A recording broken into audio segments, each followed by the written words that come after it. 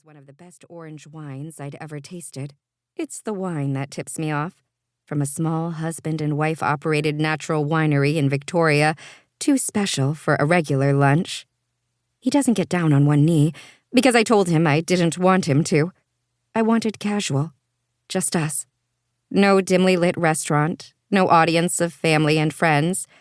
His hand reaches behind his back, where he must have been hiding the ring box in his pocket all morning.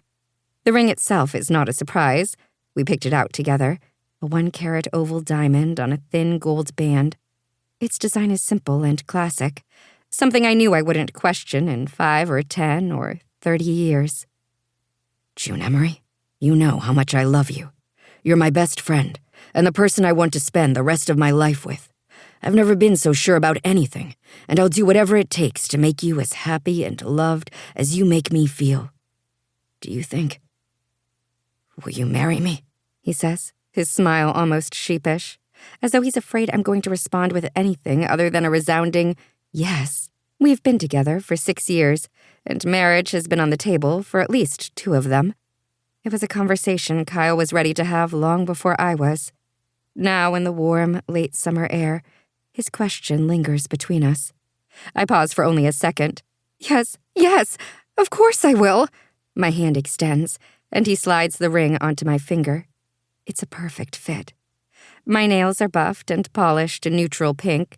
I suspected, when he asked me yesterday if I wanted to spend Sunday afternoon at the park, that he had something planned, and the minute I saw the wine, I was certain that this was it, that we'd leave engaged. Kyle embraces me tightly, my face embedded in his soft flannel shirt, which is his weekend casual uniform when he's not in suits for work. Tears burn my eyes, and when I pull away, he notices. I didn't think I'd cry, I say, holding my smile steady. They're happy tears, I promise. This just feels so right. And it does feel right. Me and Kyle. But the tears aren't simply those of happiness. My intense emotion in this moment has nothing to do with Kyle, and everything to do with a past he isn't part of. A version of me that preceded him. The other ring. The one I wore before, a tiny cluster of diamonds I'd thought was the most beautiful piece of jewelry I'd ever seen. The one I continued to wear for years after Josh was gone. Hey, Kyle says, brushing his thumb under my eye. This is different for you than it is for me. And I get it. You don't have to pretend otherwise. I nestle under his arm, grateful beyond words that he's this understanding, this forgiving. A lot of men in Kyle's situation might feel like they were perpetually competing against a ghost, locked in a comparison game they had no chance of winning.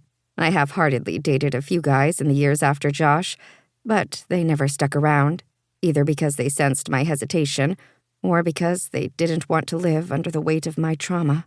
Kyle has only ever been thoughtful and patient. He's so good to me that sometimes I fear I don't deserve him.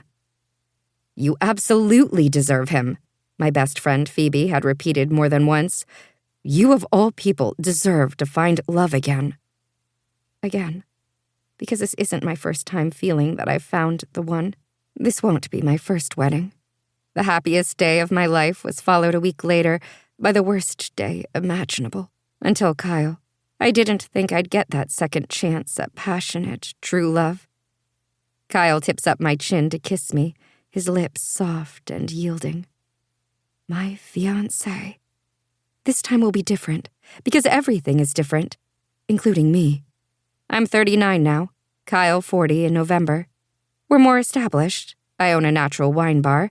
He's a vice president at a private equity firm. We've lived together in our Prospect Heights apartment ever since the start of the pandemic when our individual leases expired, and we've talked extensively about the future, mapping out what our lives might look like next year, 5 years, a decade from now. We discussed a short engagement, mostly because we both want kids. I've been off the pill for 6 months.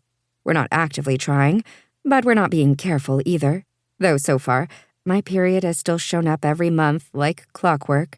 From our spot in Long Meadow, we FaceTime Phoebe and then my parents, who still live in Connecticut, along with Kyle's parents in Pasadena. Pam and Richard, my future in-laws, are gray-haired but tanned and fit from years of hiking in the canyon.